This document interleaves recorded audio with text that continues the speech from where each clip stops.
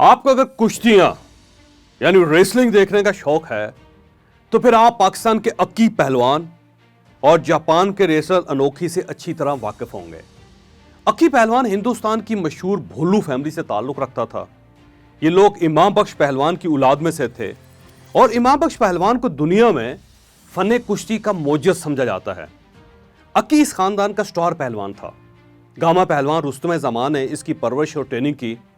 अक्की ने 1953 में युगांडा और कीनिया में 23 साल की उम्र में दुनिया के नामवर पहलवानों को शिकस्त देकर अपना कैरियर शुरू किया और फिर देखते ही देखते पूरी दुनिया में मशहूर हो गया।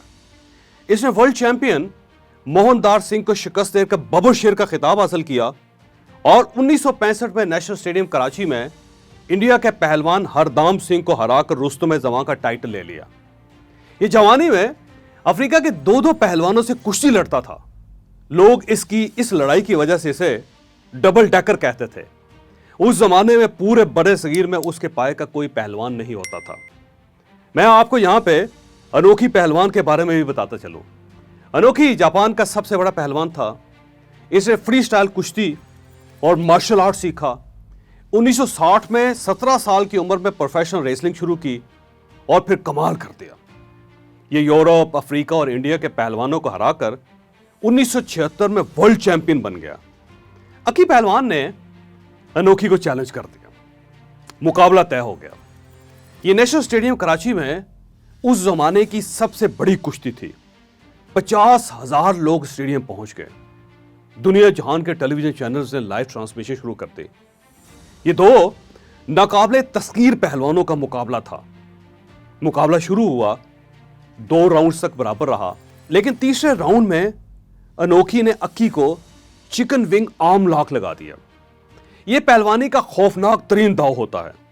इस दाव में हमलावर पहलवान दूसरे पहलवान को सर, चेहरे, ठोड़ी और कंधे से जकड़ लेता है। नीचे वाला पहलवान ज्यों निकलने की कोशिश करता है, ऊपर वाला पहलवान तो उसे खींचना शुरू कर देता है। इस खींचातानी में अमूमन नीचे वाले पहलवान का कोई ना कोई उज़व ढीला हो जाता है। कुश्ती की तारीख में आज तक बहुत कम पहलवान इस दाव से निकल सके हैं।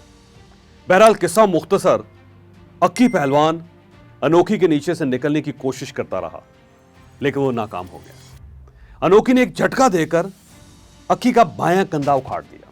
अक्की ने हार ना माने, ये कोशिश करता रहा, लेकिन रेफरी ने अनोखी को फातेह करार दे दिया। अनोखी ये कुश्ती जीत गया। इस जीत के साथ ही अक्की का कैरियर हमेशा के लिए खत्म हो गया। अनोखी जापान वापस गया तो एक रिपोर्टर ने उससे इस कामयाबी का गुर पूछा। मैं बात आगे बढ़ाने से पहले आपसे एक रिक्वेस्ट करना चाहता हूं कि आपने अगर अभी तक हमारा channel mind changer by Javed Chaudhry subscribe नहीं किया तो आपको अभी अपनी स्क्रीन पर सुर्ख रंग का एक निशान नजर आ रहा है। ये आप इसे भी टच कर दें और आपके कोने में ये घंटी का ये जो निशान नजर आ रहा है आप इसे भी प्रेस कर दें। आपको हमारी वीडियोस मुसलसल मिलती रहेंगी और मेरा दावा है इंशाल्लाह ये चैनल आपका माइंड चेंज कर देगा। मैं वापस अपनी कहानी की तरफ आता हूं। अनोखी ने हंसकर जवाब दिया, अक्की ताकत में मुझसे 100 गुना ज्यादा था। मैं जब उससे लड़ रहा था तो मुझे महसूस हो रहा था कि मैं किसी देव, किसी जिन के साथ कुश्ती कर रहा हूं। यह हर लिहाज से मुझसे बड़ा पहलवान है। बस इसमें एक कमी है, यह चिकन विंग आर्म लॉक से वाकिफ नहीं है। मुझे यह आता था, जो मैंने इसे टेक्निक में मार दे दी। मैं अगर ताकत के साथ लड़ता तो मैं यकीनन हार जाता। मैं टेक्निक के साथ लड़ा और मैं जीत गया। उसने कहा, कुश्ती में ताकत इतनी अहम नहीं होती जितनी अहम टेक्निक होती है। मेरे सुनने वालों, आप भी ये बात जहन में बिठा लीजिए, सलाहियत और मेहनत इतनी अहम नहीं होती जितनी अहम मेहनत करने की टेक्निक, जितना इंपॉर्टेंट सलाहियत को इस्तेमाल करने का हुनर होता है। आप अगर जीतना चाहते हैं, आप अगर कामयाब होना चाहते हैं तो फिर आपको मेहनत से ज्यादा टेक्निक पर तवज्जो देनी होगी। आपको अपनी सलाहियतों से काम लेने का हुनर सीखना होगा। मैं अनोखी की बात की तरफ वापस आता हूं। अक्की की हार पूरे भोलू खानदान के लिए बन मिटने का मुकाम था। ये लोग गुस्से से उबल पड़े और इन्होंने अक्की की हार का बदला लेने का फैसला कर लिया। भोलू खानदान का एक नौजवान उस वक्त उठ रहा था। उसका नाम मोहम्मद जुबैर उर्फ झारा पहलवान था। यह असलम भोलू का बेटा था। यह उस वक्त 16 साल का था जब उसने अपने चचा अक्की को अनोखी से हारते हुए देखा। उसने उस वक्त शिकस्त का बदला लेने का ऐलान कर दिया। ये 3 साल, जी हां, 3 साल चिकन विंग आर्म लॉक सीखता रहा। ये अखाड़े में लेट जाता था और 5-5 हैवी वेट पहलवान उसे चिकन विंग आर्म लगाकर उसके ऊपर बैठ जाते थे और ये पांचों को चित कर देता था। झारा ने कुश्ती की तमाम मॉडर्न टेक्निक्स भी सीख ली। ये जब पूरी तरह बाएतमाद हो गया तो इसने कज़ाफी स्टेडियम लाहौर में अनोखी को मुकाबले की दावत दे दी। यह उस जमाने की महंगी तरीन कुश्ती थी। टिकट की कीमत 100 रुपए थी। 100 रुपए उस जमाने में आज के 50,000 रुपए के बराबर होते थे। कुश्ती शुरू हो गई, 5 राउंड्स मुकम्मल हो गए, लेकिन अनोखी झारा को शिकस्त न दे सका। मुकाबला बराबर रहा, लेकिन ऐलान से ऐन पहले अनोखी खुद आगे बढ़ा और उसने खुद झारा का हाथ उठाकर अपनी शिकस्त तस्लीम कर ली। भोलू खानदान ने अक्की का बदला ले लिया। अनोखी हार कर वापस जापान चला गया। रिपोर्टर ने इस बार भी इससे इसकी शिकस्त के बारे में पूछा। अनोखी ने मुस्कुराकर जवाब दिया, मैं आपको चंद साल बाद अपनी इस शिकस्त की वजह बताऊंगा। अनोखी ने दुनिया को यह वजह बताई, लेकिन 12 साल बाद बताई। झारा पहलवान 30 साल की उम्र में हार्ट अटैक से इंतकाल कर गया।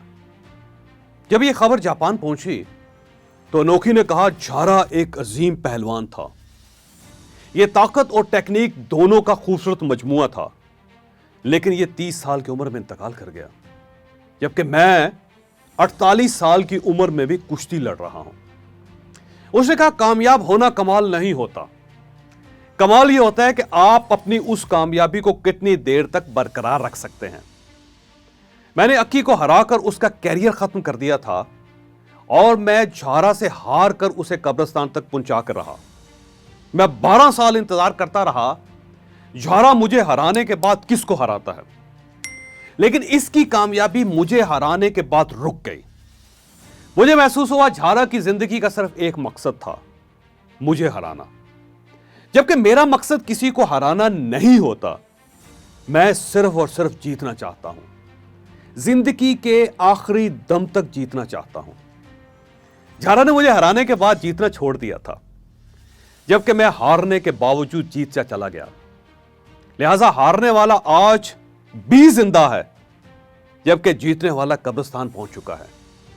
और फिर उसने कहा, जीतो, बार बार जीतो, आखिरी सांस तक जीतो, लंबी उम्र पाओगे। मैं बात खत्म करने से पहले आपको यह भी बताता चलूं कि अनोखी इस वक्त भी हयात है। इसकी उम्र 76 साल है और ये अब झारा पहलवान के भांजे हारून आबद को टेक्निक से जीतना और आखिरी सांस तक जीतना सिखा रहा है। चनाचे आप भी आखिरी सांस तक जीतना और टेक्निक के साथ जीतना सीख जाएं, आप भी अनोखी बन जाएंगे। आपको अगर ये वीडियो पसंद आई तो आप इसे किसी न किसी के साथ जरूर शेयर कीजिएगा। मुझे यकीन है कि यह सदका जारिया है, ये किसी न किसी का माइंड जरूर तब्दील करेगी।